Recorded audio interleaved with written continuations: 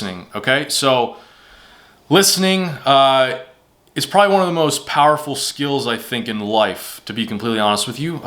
In business, in sales, in whatever you're doing, if you can listen to your employees, if you can listen to your husband, your wife, your partner, if you can listen to your boss, and that's really how people grow, that's how people get better, right? Because if you're the always one talking and not really listening to what other people have to say, you're never really getting input of others, you're never really growing as a leader, right? You can ask any CEO of any major company, small business in this world, and I promise they will tell you that something that a lot of them struggle with, but it's one of the most powerful skills, is being able to listen, right? Because we gain valuable insights on a person or our employees and what they're thinking and feeling and what they're going through. Fourth point is open body language, right? And this again is something that's used in dating and business, in a lot of different things, right? When we have open body language, when we're standing, when we're sitting, our back straight, we're standing up straight, we're using hand gestures. This stuff is really going to help us in a lot of aspects of life, right? If we're always like this, sitting, or we're hunched over like this, I'm not standing up right now, but I'm sure you've met those people that are totally hunched over. You can kind of read their body language when you're talking with them. I'll never forget this quick story. I was in an interview the one time, and I was around a big rectangular table, right? And I was at the end.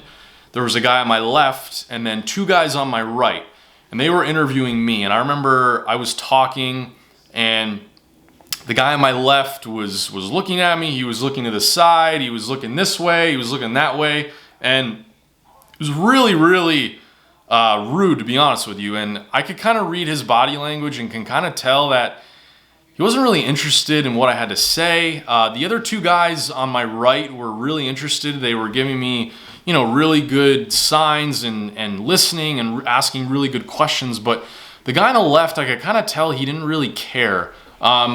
Needless to say, I did not take that job, and that was one of the main reasons why, was because, just because of that reason, honestly.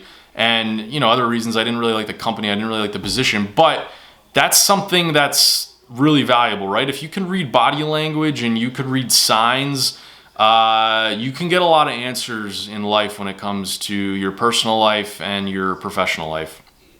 And my fifth point is talk slow. Now, I've noticed that I've talked a little bit slow in this video. Not really, though. I've actually talked really fast. That's because I get excited about this topic, and when I get excited about something, we tend to talk fast, right? But talk slow. If you're in sales, if you're in a business, if you're meeting someone for the first time, talk slow.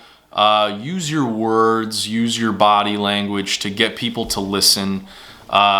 Take the time to really elaborate on the words that you're saying when you're talking to someone. And that's another thing that takes practice, because when we're really excited about a topic, we tend to talk fast. It's just a natural human instinct, and that's what we're going to do.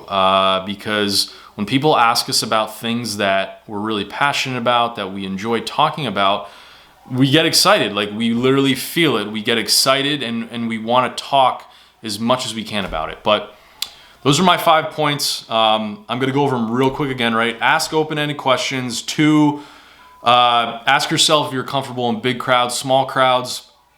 Number 3 is listen. 4 is open body language. And 5 is talk slow. And I'm going to post all those 5 points below in this video in the comments section. But appreciate you guys listening. Again, if you haven't subscribed, please subscribe. I would really appreciate it, but I will see you soon.